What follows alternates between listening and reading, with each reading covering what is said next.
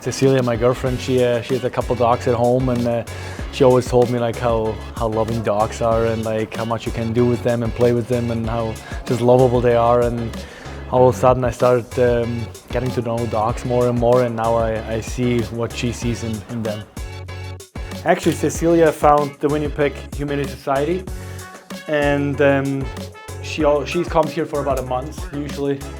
Or every other month she comes over here and she wants to do something in the community. So she found this place, and then all of a sudden we get appreciated for dogs. And she obviously grew up with a couple dogs, and I felt like that would be a cool thing to do, fostering dogs. And now we have 2 dogs already fostered, and it's been an amazing time with them.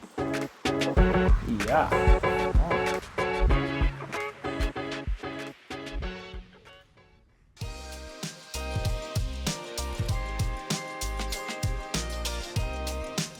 Grew up in a very small town in Switzerland, Chur. Literally right in the Swiss Alps. Especially where I live in my region, I live right in the base of the mountain, so 2 minutes away from the ski lift. So in the afternoon, in the winter time, you would just go up and go skiing, come right down, have some dinner, and you have to. So it's very in the Alps, let's put it that way. I was gonna say, it doesn't sound scenic at all. How did it help shape you? When you live in such a small town, you're used to have all this, like you're not very open for a lot of other things, let's put it that way. You're just kind of like small-minded and just know, okay, that's what we have and that's what the world is. And I feel like as soon as I try traveling, going elsewhere, you kind of see, okay, how much more you can do outside of Chur. And I think that's I definitely learned being open-minded when I came to the States.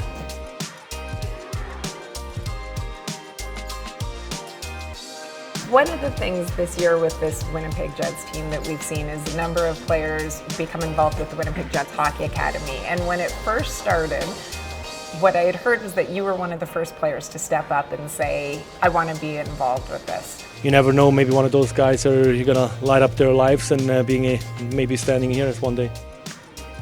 How have you been involved and why did you want to be? I think the biggest thing for me, hockey is such an expensive sport and a lot of people unfortunately can't afford it, and I think there's a lot of talented people out there who probably wish they could play hockey but couldn't because they're just too expensive, and I think that's where I feel like a lot of talent may be missing out there who probably would be really good at playing hockey, and I think that's something which I always admired, and it's very heartwarming. You could tell like how much it means for them, me being there.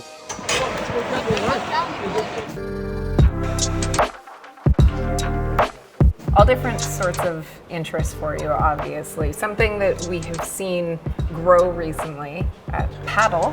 Explain for me, please, what the sport of paddle is. It's a mix between pickleball and squash, I would say. I think it's a cool game to play, and I get involved, I think last year, in a company called Padelta, and we try to grow the game in Switzerland because it's very big in Sweden and in Spain, and I feel like it gets more and more popular in Switzerland now. And we've seen a number of athletes now segue into different levels and different types of sports ownership. How have you found just being involved in the capacity that you are? You learn a lot away from hockey. I feel like a lot of times when you start playing hockey, all you worry about and focus on is hockey, and I feel like now I'm in an age, I guess I would say, where I kind of get older, and I'm fortunate enough to have a chance to sign another 3 years with the Jets, but I do know there's an afterlife afterwards, so I kind of want to get to know the business sides away from hockey, and I thought like I'm interested in all kind of sports, and I thought Padelta would be a cool place to be. I was reading that paddle's often played in doubles as well. So, I mean, if I had the opportunity to ask your girlfriend Cecilia what you would be like to play with, what would she say? How would she describe it? She would describe me as being very annoying to play with or play against, and I think Nate Schmidt probably could say the same thing. We started playing Monopoly on the plane with cards, and so he taught me the game a couple of times, and now I start finally get a chance to know how to play the game, and he told me it's been very annoying if I win. So I guess that's how Cecilia would describe me as well.